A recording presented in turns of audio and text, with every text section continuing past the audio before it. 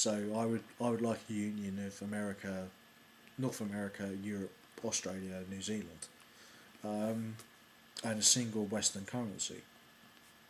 So because nationalism can only go so far, after that you need treaties between nation states to form greater economic and military social unions. Um, but his radical idea, Stephen Keen's, was to bankrupt the banks, give money direct to the people, and to burn the debt books as the Romans did in pre-capitalist societies. It was the only way that a pre-capitalist society um, could function. Welcome to Part 4. Um, as I said, in pre-capitalist societies, they burnt the debt books to go back to a point of zero, to re-kilter money into its true value. People lost money. They gained money. That was the way they saw it. It was all part of the logos. The chain of events of life, and people could accept that. People sometimes today believe, as I saw in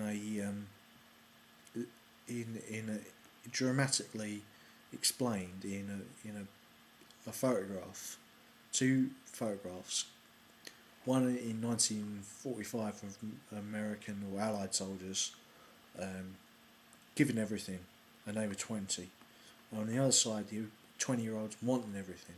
But it did make me think. The the 20-year-olds in the two World War Two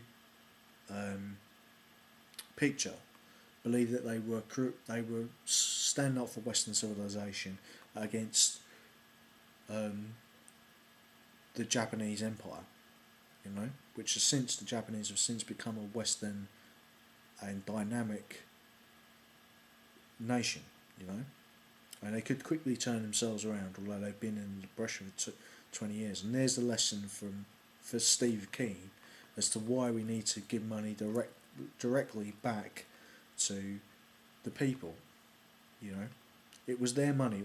It was taken from them in a mechanism. It was stolen. In short, by banks who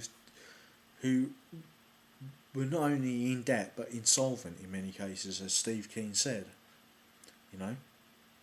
The other way to get out of the situation of a debt spiral and the collapse of Western civilization, because it's happened before, as I said, with the Romans, is to create chartered cities throughout the world based on Western values, which would be, as Paul Romer said, an ability to create Westernized citizens, which leads back to what I said in the first part of the video about the need to retake cities and fill them with Western people, and to encourage Western families, European families, for the most part that means, and of course the Japanese, to have more children, to relink having more children with a good pension system and a good social welfare system. Because at the moment we're encouraging third world populations into Europe and America, and we've lost the link between social democracy and a racial interest.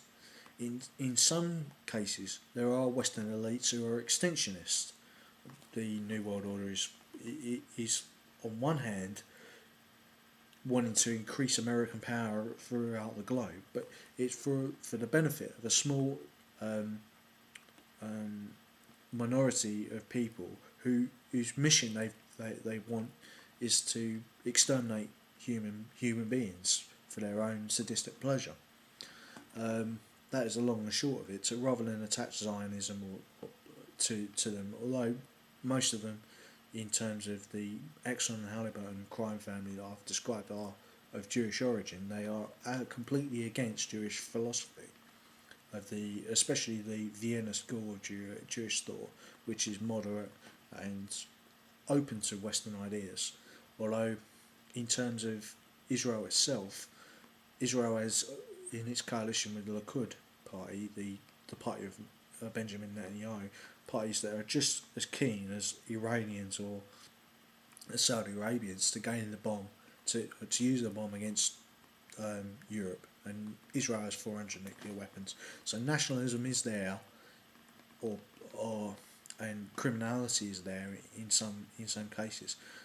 Nationalism itself doesn't really solve the problem, because different nations have different characters, different um, belief systems. Not all are pro-Western, you know. European empires had some morality in terms of good, even because they introduced technology and Western ideas into the third world, which didn't um, which didn't exist before. You know, rationality and laws that were based on rationality. And the Turks said that. You know, the Ottoman Empire said that. That's why the West is succeeding. We have an ability, because we can think intellectually, even make ideas that are bad for our, not only for our race but our species. It's this that intellectual curiosity, um, which is both a strength and a weakness, because of course, as we made international transactions, which are based on and instruments, which are based on the ability. Um, you to give you an example, you can't trade directly from Amazon.co.uk to Amazon US. It's done through a merchant bank, and a merchant bank takes its cut, but it's completely unregulated and completely untaxed. That is what the point of the international financial um, transaction tax was, that the Europeans and the Americans are trying to get going. You know, but of course, some nations do have not only palatable but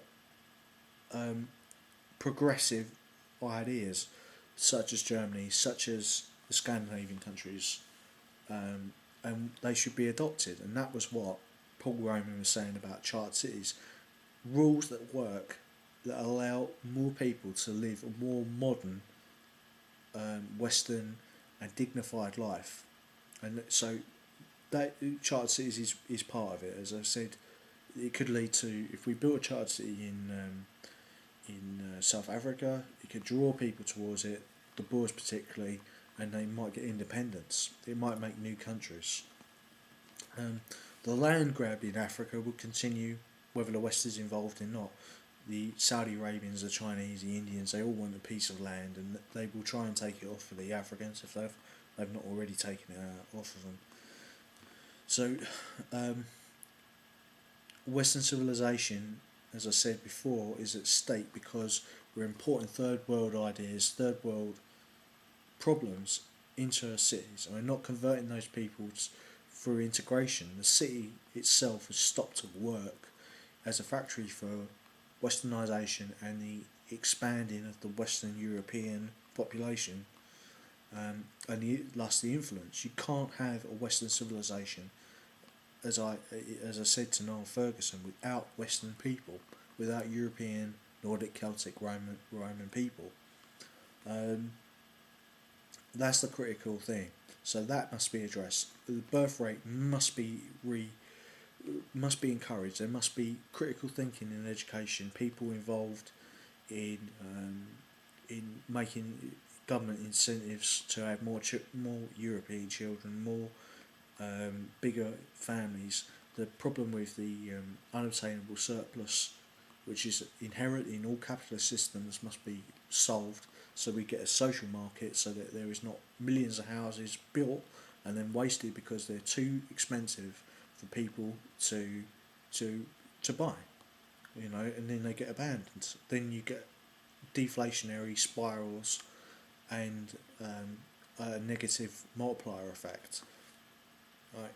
So these problems need to be solved, because as I said before, it leads all back to what is the true value of money, and that just can't be known, because we don't know the value of all the commodities and the free natural resources that we get from nature. The more we price, the more we intrude, of course, into the natural systems and destroy natural systems, the less free goods and less free systems we will get.